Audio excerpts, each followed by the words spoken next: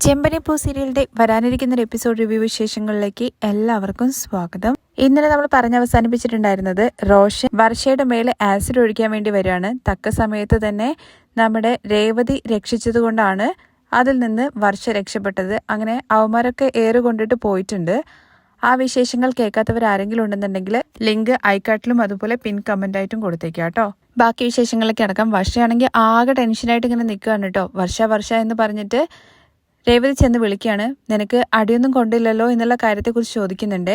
അത് കഴിഞ്ഞ് ഇപ്പം നീ തനിയായിരുന്നെങ്കിൽ എന്തായിരിക്കും സംഭവിക്കുകയായിരുന്നത്? ഞാനുള്ളത് കൊണ്ട് ഇപ്പം രക്ഷപ്പെട്ടു. ഇപ്പം മനസ്സിലായില്ലേ കൂട്ടുകുടുംബത്തിന്റെ പ്രാധാന്യം? നമുക്ക് ചുറ്റും മനുഷ്യങ്ങൾ ഉണ്ടാവണം. അങ്ങനെ വർഷ കരയോണ്ടിരിക്കുകയാണ് കേട്ടോ.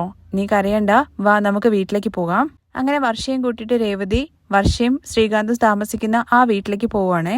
അങ്ങനെ വീട്ടിനുള്ളിലേക്ക് കയറാണ് കേട്ടോ. ഈ വീട്ടിലാണോ താമസിക്കുന്നത്? നല്ല വീടാണല്ലോ, നീ ഇരിക്കേ.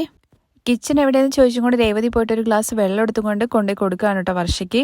ഇതാ കുടിക്ക്, നീ പേടിക്കൊന്നും വേണ്ട, ഇവിടെ വീട്ടിലെത്തിയില്ലേ, ഇനിയിപ്പോ അവൻ വരുമൊന്നുമില്ല, അവനൊക്കെ ഓടിപ്പോയി. എന്തായാലും നമ്മുടെ കഷ്ടകാലത്തിന് എന്തോ സംഭവിച്ചു, അതൊക്കെ വിട്. ഇവനാണോ നിന്നെ കല്യാണം കഴിക്കാൻ വേണ്ടി പോവാന്ന് പറഞ്ഞത്? അതേന്ന് വർഷ പറയുമ്പോ ചില ആമ്പിള്ളേരൊക്കെ ഇങ്ങനെയാണ്, എന്താണാവോ. ഒരു പെണ്ണിനെ കിട്ടിയില്ല എന്ന് കരുതിയിട്ട് വേറെ പെണ്ണിനെ നോക്കിയിട്ട് കല്യാണം കഴിച്ച് പോവേണ്ടതല്ലേ? ഒരു പെണ്ണിന്റെ ജീവിതം നശിപ്പിച്ചിട്ട് അവനൊക്കെ എന്ത് സന്തോഷമാണ് കിട്ടാൻ വേണ്ടി പോകുന്നത് ആവോ. എന്തായാലും പെറുക്കി അവൻ പോയി. അവനവിടെ എങ്ങാനും കുറച്ചു നേരം കൂടി കിട്ടുമായിരുന്നെങ്കിൽ അവന്റെ തലയിൽ 2 കല്ലിട്ട് എറിഞ്ഞിട്ട് പൊട്ടിക്കായിരുന്നു. എന്തായാലും ഭാഗ്യം ഒന്നും സംഭവിച്ചില്ലല്ലോ. ആ ആസിഡ് എങ്ങാനും നിന്റെ മേല് ഒഴിച്ചിട്ടുണ്ടായിരുന്നെങ്കിൽ എനിക്ക് ചിന്തിക്കാൻ പോലും വയ്യ. ഇത് കേൾക്കുമ്പോൾ വർഷ വീണ്ടും കരയുന്നുണ്ട് കേട്ടോ. അയ്യോ, ഞാനൊരാൾ വീണ്ടും ഓർമ്മിപ്പിച്ചു, സോറി വർഷ, ഇനി അതിനെക്കുറിച്ച് ആലോചിച്ച് കരയണ്ട. നീ എന്തെങ്കിലും കഴിച്ചോന്ന് ചോദിക്കുമ്പോൾ വർഷ ഒന്നും മിണ്ടുന്നില്ല കേട്ടോ. ഞാൻ പോയിട്ട് ചായ ഉണ്ടാക്കിയിട്ട് വരാം എന്ന് പറയുമ്പോൾ വേണ്ട, എനിക്കൊന്നും വേണ്ട എന്ന് പറയണേ. നിന്നെ കണ്ടാൽ തന്നെ അറിയാം നീ ഒന്നും കഴിച്ചിട്ടില്ല എന്നുള്ള കാര്യം. എനിക്കും ഒരു ചായ കുടിക്കണം എന്ന് തോന്നുന്നുണ്ട്, ഞാൻ പോയിട്ട് ചായ എടുത്തിട്ട് വരാം. കിച്ചണിൽ പോയിട്ട് പാലുണ്ടോ എന്നുള്ള കാര്യം രേവതി ചോദിക്കുന്ന സമയത്ത് അറിയില്ല, അത് ശ്രീകാന്തിനെ അറിയുള്ളൂ. ഫ്രിഡ്ജ് പോയിട്ട് തുറന്നു നോക്കുന്നുണ്ട് കേട്ടോ രേവതി. പാലുണ്ടെന്ന് പറഞ്ഞിട്ട് പാലെടുത്തിട്ട് ചായ കാച്ചാൻ വേണ്ടി പോവാണ്. ശ്രീകാന്താണല്ലേ ഭക്ഷണമൊക്കെ ഉണ്ടാക്കുന്നത്, നീയും പഠിക്കണ്ടേ? ശ്രീകാന്തിന് ഞാൻ ഫോൺ ചെയ്തിട്ടുണ്ട്, അവൻ വന്നോണ്ടിരിക്കുകയാണ്. പഞ്ചസാരയും ചായപ്പൊടിയൊക്കെ എവിടെയാന്നുള്ള കാര്യം ചോദിക്കുമ്പോൾ അത് എന്ന് വർഷ പറയുമ്പോഴേക്കും കുഴപ്പമില്ല, ഞാൻ തന്നെ നോക്കി എടുത്തോളാം. ഇപ്പോഴെങ്കിലും വർഷേ നിനക്ക് കാര്യം മനസ്സിലായിട്ടുണ്ടെന്ന് വിചാരിക്കുന്നു. ഒരിക്കലും നമ്മൾ തനിയെ ഇരിക്കുന്നത് സേഫ് ആയിട്ടുള്ള ഒരു കാര്യമല്ല. സച്ചിയേട്ടൻ എന്നെ ഒരുപാട് ചീത്ത പറയാറുണ്ട്, ഒരു തവണ അടിക്കാൻ വേണ്ടി ഓങ്ങിയിട്ടുമുണ്ട്. പിന്നെ എന്റെ അമ്മായിമ്മ, ഇപ്പൊ നമ്മുടെ അമ്മായിമ്മയല്ലേ, ഓരോ ദിവസം അമ്മ ഇങ്ങനെ ഓരോരോ കാര്യങ്ങൾ പറഞ്ഞ് എന്നെ ഇങ്ങനെ ഓരോന്ന് വിഷമിപ്പിച്ചുകൊണ്ടേയിരിക്കും എന്ന് കരുതിയിട്ട് ഞാൻ എവിടെയെങ്കിലും തനിയെ പോയി താമസിക്കുകയാണോ ചെയ്യുന്നത്? എനിക്ക് വേണമെങ്കിൽ സച്ചിയേട്ടനെ കൂട്ടിയിട്ട് വേറെ പോയി താമസിച്ചൂടെ? പക്ഷേ അങ്ങനെയല്ല, അത് ശരിയല്ല. നമ്മള് കുടുംബം അതാണ്, എന്തൊക്കെ സംഭവിച്ചു കഴിഞ്ഞാലും എന്ന് നമ്മൾ ചിന്തിച്ചു കഴിഞ്ഞു കഴിഞ്ഞാല് നമുക്കൊരു പ്രശ്നവും ഉണ്ടാവില്ല. ഞങ്ങൾ എല്ലാവരുമാണ് നിന്റെ കുടുംബം, അതുകൊണ്ട് നീ ആ വീട്ടിൽ തന്നെയാണ് ഉണ്ടാവേണ്ടത്. ഇപ്പൊ നിങ്ങൾ തനിയെ നിൽക്കുന്നത് കൊണ്ടല്ലേ അവൻ ഇങ്ങനെയൊക്കെ ചെയ്യാൻ വേണ്ടി വന്നത്. നിങ്ങൾ ഞങ്ങളുടെ കൂടെ എല്ലാവരും ഒപ്പമാണ് ഉണ്ടായിരുന്നെങ്കിൽ അവൻ ഒരിക്കലും ഇതിനുള്ള ധൈര്യം വരില്ലായിരുന്നു. കാരണം ചോദിക്കാനും പറയാനും ആളുണ്ടെന്നുള്ള തോന്നല് അവനുണ്ടാകും. ഒന്നെങ്കിൽ നിങ്ങൾ നിങ്ങളുടെ വീട്ടിൽ പോകണം, അല്ലെങ്കിൽ ഞങ്ങളുടെ വീട്ടിലേക്ക് വരണം. ഇതാണ് നിങ്ങൾ രണ്ടുപേരുടെയും ജീവിതത്തിന് സേഫ്. അച്ഛനും നിങ്ങളെ കൊണ്ടുവരണം എന്നുള്ള ഒരു രീതിയിലാണ് ഉള്ളത്. എന്തായാലും ഞാൻ അച്ഛൻ്റെ അടുത്ത് സംസാരിക്കാം, അച്ഛൻ ഞാൻ പറഞ്ഞാൽ കേൾക്കും. നിങ്ങൾ എന്തായാലും അങ്ങോട്ടേക്ക് തിരികെ വരണം. ഇത് കേൾക്കുമ്പോൾ വർഷ എങ്ങനെ നിൽക്കുവാണേ. എന്താ വർഷേ? അല്ല, അവിടെ ശ്രീകാന്തിന്റെ ഏട്ടൻ എന്ന് പറയുമ്പോൾ വലിയൊരു ഏട്ടനുണ്ട്, പിന്നെ അവന്റെ ഏട്ടത്തിമാരും അമ്മയും അച്ഛനും എല്ലാവരും ഇല്ലേ നിന്നെ പൊന്നുപോലെ നോക്കും. അതല്ല, ചേച്ചിയുടെ ഹസ്ബൻഡ് സച്ചിയേട്ടൻ. അതെ, സച്ചിയേട്ടനുണ്ടായ എന്താ കുഴപ്പം? അവരെന്താ മനുഷ്യനല്ലേ? അവരുടെ ദേഷ്യത്തിന് മനസ്സിലുള്ളത് എന്തെങ്കിലുമൊക്കെ പറയും, അത്രേ ഉള്ളൂ. അല്ലാത്ത പക്ഷം അങ്ങനെ ഒരു മനുഷ്യൻ, നല്ല മനുഷ്യനെ വേറെ എവിടെയും നമുക്ക് കാണാൻ പോലും പറ്റില്ല. അന്ന് ഹോട്ടലിൽ വെച്ച് അങ്ങനെയൊക്കെ സംസാരിച്ചില്ലേ എന്നുള്ള കാര്യം ചോദിക്കുമ്പോൾ അതെ, അവർക്ക് എന്തായാലും ദേഷ്യം ഉണ്ടാവില്ലേ? സ്വന്തം അനിയനല്ലേ കവിളിപ്പിച്ച് പോയത്, അത്രേ ഉള്ളൂ. അദ്ദേഹം വളരെ ഒരു ശുദ്ധനാണ്. അദ്ദേഹത്തിന് സ്വന്തം അച്ഛനെന്ന് വെച്ച ജീവനാണ്. സ്നേഹം തോന്നിക്കഴിഞ്ഞു കഴിഞ്ഞാൽ അവർക്ക് വേണ്ടിയിട്ട് എന്തും ചെയ്യും. നീ അവരെ ഭയപ്പെടുന്ന കാണുമ്പോൾ എനിക്ക് ശരിക്കും നാണക്കേടാണ് തോന്നുന്നത്. ചായയൊക്കെ ഉണ്ടാക്കിയിട്ട് കൊണ്ടേ കൊടുക്കുകയാണ് വർഷയ്ക്ക്. കുടിക്ക് വർഷ എന്ന് പറഞ്ഞിട്ട് അവളെ കൊണ്ട് കുടിപ്പിക്കുന്നുണ്ട്. അത് കഴിഞ്ഞ് സച്ചിയേട്ടൻ വളരെ നല്ലവനാണെന്നുള്ള കാര്യം പറയുമ്പോൾ ചേച്ചിയുടെ ഹസ്ബൻഡല്ലേ, ചേച്ചി അങ്ങനെയല്ലേ പറയുള്ളൂ. വർഷേ, ആദ്യം ഞാനും സച്ചിയേട്ടനെ കുറിച്ച് അങ്ങനെയൊക്കെ തന്നെ വിചാരിച്ചത്. പക്ഷേ കൂടെ ജീവിക്കാൻ തുടങ്ങിയതിന് ശേഷമാണ് അവരെ എനിക്ക് മനസ്സിലായത്. നിനക്ക് വീട്ടിൽ വന്നെങ്കിൽ അത് മനസ്സിലാവുമെന്ന് പറയണേ. അപ്പോഴും വർഷം ഇങ്ങനെ ചിന്തിച്ചുകൊണ്ടിരിക്കുമ്പോൾ നീ ആവശ്യമില്ലാതെ ഓരോന്ന് ചിന്തിക്കല്ലേ. രണ്ടുപേരും കൂടി വീട്ടിലേക്ക് വരാൻ നോക്ക്. തുടർന്ന് ശ്രീകാന്ത് അങ്ങോട്ടേക്ക് വരുന്നുണ്ട് കേട്ടോ. വർഷ ഓടിച്ചെന്ന് കെട്ടിപ്പിടിക്കുകയാണ്. അപ്പോഴേക്കും രേവതി അങ്ങോട്ട് കുറച്ച് മാറി നിൽക്കുന്നുണ്ട്. നിനക്ക് കുഴപ്പമൊന്നുമില്ലല്ലോ എന്നുള്ള കാര്യം ചോദിക്കുമ്പോൾ എനിക്ക് കുഴപ്പമില്ല, ഞാൻ ഭയങ്കരമായിട്ട് പേടിച്ചു എന്ന് പറയുകയാണേ. ആ റാസ്കില് അങ്ങനെ ചെയ്തു അല്ലേ, ഞാനും തെറ്റ് ചെയ്തു, നിന്നെ ഒരിക്കലും ഒറ്റയ്ക്ക് പുറത്ത് വിടാൻ പാടില്ലായിരുന്നു, എനിക്കെന്തോ അവൻ ഇനിയും വരും എന്നുള്ള പേടിയുണ്ടെന്നുള്ള കാര്യം പറയാണ് കേട്ടോ വർഷ. നീ പേടിക്കണ്ട, നിന്റെ കൂടെ ഞാനുണ്ട്, നിനക്കൊന്നും പറ്റില്ല. നിനക്ക് കയ്യിൽ എന്തെങ്കിലും സംഭവിച്ചോ എന്നുള്ള കാര്യം ചോദിക്കുകയാണെ. ഡോക്ടറെ അടുത്ത് പോകണമെന്നൊക്കെ ചോദിക്കുമ്പോഴേക്കും വേണ്ട, അതിനു മുമ്പ് ചേച്ചി എന്നെ വന്ന് രക്ഷിച്ചു, ഒരുപാട് നന്ദിയുണ്ട് ചേച്ചി എന്ന് പറയാണ് കേട്ടോ. ഇങ്ങനെ പറഞ്ഞിട്ട് ഒരു ചെറിയൊരു ചിരിയിൽ ഇങ്ങനെ നിൽക്കുകയാണ് രേവതി. തുടർന്ന് രേവതി ആണെന്നുണ്ടെങ്കിൽ വർഷയുടെ അച്ഛനും അമ്മയും പോയി കാണുന്നുണ്ട് കേട്ടോ. വർഷയ്ക്ക് നടന്ന സംഭവങ്ങളെ കുറിച്ച് പറയാനും പിന്നെ നിങ്ങൾ ഈ പിണക്കമൊക്കെ വീണ്ടും മനസ്സിൽ വെച്ചുകൊണ്ട് നടക്കരുത് എന്നൊക്കെ പറഞ്ഞിട്ട് അവരെ കൺവിൻസ് ചെയ്യാനൊക്കെ ശ്രമിക്കുന്നുണ്ട് കേട്ടോ.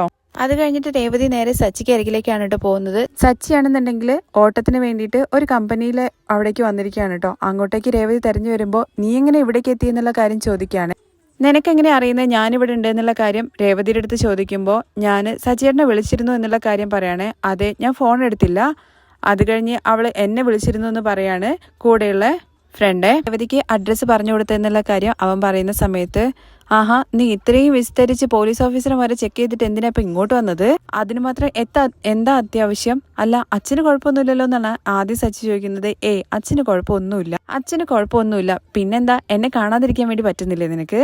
അതൊന്നുമല്ല, ഞാൻ നിങ്ങളുടെ അടുത്ത് ഒരു പ്രധാനപ്പെട്ട കാര്യം പറയാൻ വേണ്ടി വന്നതാണ്, നിങ്ങൾ എൻ്റെ അടുത്ത് പറഞ്ഞിട്ടില്ലേ ഒന്നും മറക്കരുത് എന്നുള്ള കാര്യം. അതെ, ഇപ്പൊ സച്ചേട്ടാ ഒരു കാര്യം നടന്നു, നിന്റെ മുഖം അത്ര ഭാവം ശരിയല്ലല്ലോ, എന്താ നീ പുതിയതായിട്ട് ചെയ്തത്? ഞാൻ പറയാം, പക്ഷെ സച്ചേട്ടൻ ദേഷ്യപ്പെടരുത് എന്നുള്ള കാര്യം പറയുമ്പോൾ നീ പറയുന്ന കാര്യത്തിന്റെ പോലെ ഇരിക്കും ദേഷ്യപ്പെടണോ വേണ്ടയോ എന്നുള്ള കാര്യം ആദ്യം പറ. സച്ചേട്ടൻ ഇങ്ങനെ പറഞ്ഞു കഴിഞ്ഞാൽ ഞാൻ എങ്ങനെ പറയാന്നുള്ള കാര്യം ചോദിക്കുമ്പോൾ അങ്ങനെയാണെങ്കിൽ പറയണ്ട, നീ പോ, ഞാൻ പറഞ്ഞിട്ടില്ലെങ്കിൽ എന്താ പറയാത്തതെന്ന് ചോദിച്ചിട്ട് പിന്നെ എന്നെ ചീത്ത വിളിക്കും. രേവതി, നീ വെറുതെ കളിപ്പിക്കാതെ ഒന്നെങ്കിൽ നീ പറ അല്ലെങ്കിൽ പോ, ഞാൻ ഇവിടെ ഓട്ടത്തിന് വന്നതാണ്. നീ ഇങ്ങനെ ചാടി കളിച്ചു കഴിഞ്ഞാൽ അവളെങ്ങനെ പറയാ, അവൾക്ക് എന്തോ സീരിയസ് ആയിട്ട് സംസാരിക്കാനുണ്ട്, ഞാൻ എന്തായാലും മാറി നിൽക്കാം എന്ന് പറയുമ്പോൾ വേണ്ട മാറി നിൽക്കൊന്നും വേണ്ട, പറയുന്ന കാര്യം കേട്ട് സച്ചേട്ടൻ എന്താ ചെയ്യാൻ വേണ്ടി പോകുന്നതെന്ന് അറിയില്ല, അങ്ങനെ നീ എന്താ പറയാൻ വേണ്ടി പോകുന്നത്? അത് സച്ചേട്ടൻ, ഞാൻ ഇന്ന് ഒരാളെ കാണാൻ വേണ്ടി പോയി. ആരെ? വർഷ എന്നുള്ള കാര്യം പറയുമ്പോൾ അതാരാ, നിന്റെ കസ്റ്റമർ ആണോ? അത് ശ്രീകാന്ത് കല്യാണം കഴിച്ച ആ പെൺകുട്ടിയില്ലേ, അവളെ നീ എന്തിനാ കാണാൻ പോയത്? ആരോട് ചോദിച്ചിട്ടാ പോയത്? ആ പെണ്ണിന്റെ അടുത്ത് സംസാരിക്കരുത് നിന്റെ അടുത്ത് പറഞ്ഞതല്ലേ? അവള് എന്തോ സംസാരിക്കണോ എന്ന് പറഞ്ഞ് വിളിച്ചതാണ്, അപ്പോഴേക്കും നീ കേട്ടപാടി ഓടിച്ചാടി പോയിട്ടുണ്ടാവും അല്ലേ? നിനക്ക് ഒരു പ്രാവശ്യം പറഞ്ഞു കഴിഞ്ഞാൽ എന്താ ബുദ്ധി വരില്ലേ? നീ എന്താ മനസ്സിൽ വിചാരിച്ചുകൊണ്ട് നടക്കുന്നത്? സച്ചിയുടെ സംസാരം കേട്ടിട്ട് കൂടെ നിൽക്കുന്ന ഫ്രണ്ട് പറയുന്നുണ്ട് കേട്ടോ, എടാ മെല്ലെ പറയടാ, നമ്മളിവിടെ ട്രിപ്പിന് വന്നതാണ്, വലിയ കമ്പനിയാണ്, അവര് ട്രിപ്പ് വേണ്ട എന്ന് പറഞ്ഞിട്ട് നമ്മൾ പുറത്താക്കും, നീ ഇപ്പം എന്തിനാ അവളെ കാണാൻ വേണ്ടി പോയതെന്ന് കുറച്ച് അടക്കത്തോടു കൂടി ചോദിക്കണ്ടേ സച്ചി.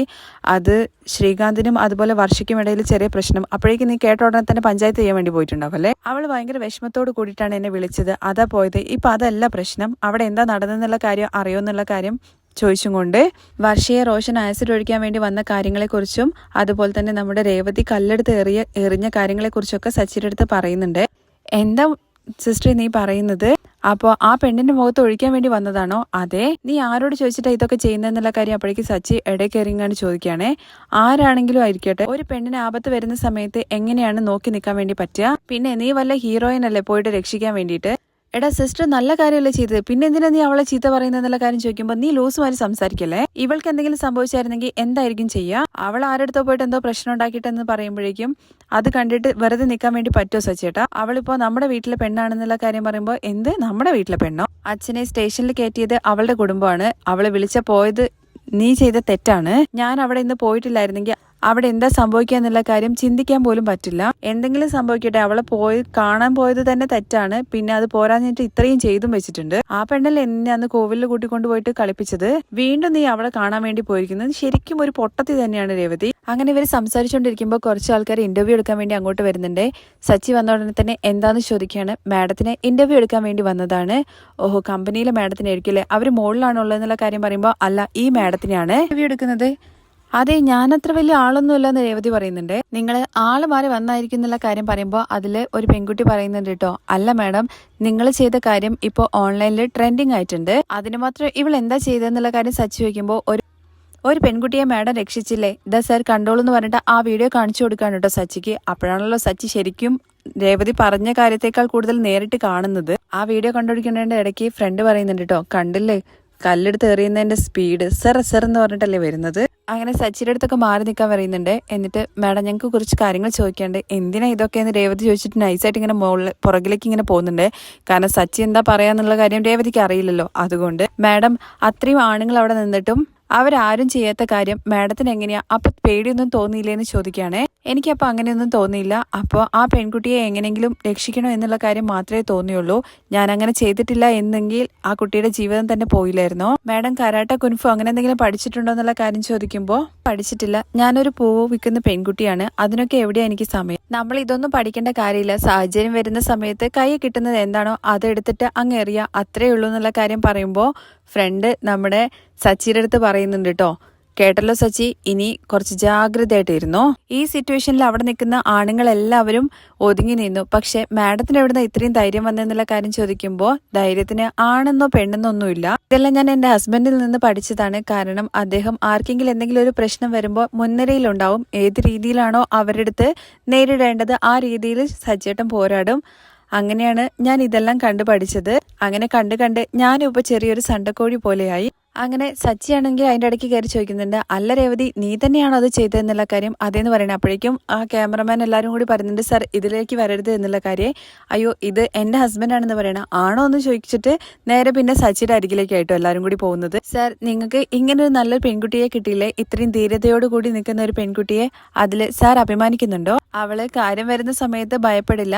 ഇപ്പോഴാണ് മനസ്സിലായത് അവൾക്ക് ഇത്രയും ധൈര്യം ഉണ്ട് എന്നുള്ള കാര്യം. അതിൻ്റെ ഇടയ്ക്ക് സച്ചി ചോദിക്കുന്നുണ്ട് കേട്ടോ, എന്റെ മുഖം ക്യാമറയിൽ കിട്ടുന്നില്ലേ എന്നുള്ള കാര്യം.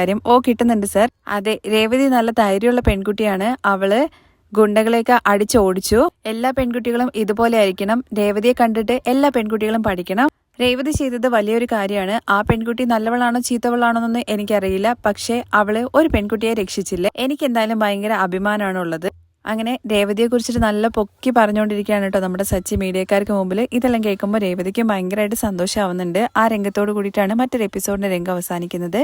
ഇതിന്റെ ബാക്കി വിശേഷങ്ങൾ കേൾക്കാൻ താല്പര്യമുണ്ടെന്നുണ്ടെങ്കിൽ നെക്സ്റ്റ് എപ്പിസോഡിൽ നിന്ന് കമന്റ് ചെയ്യണേ. താങ്ക്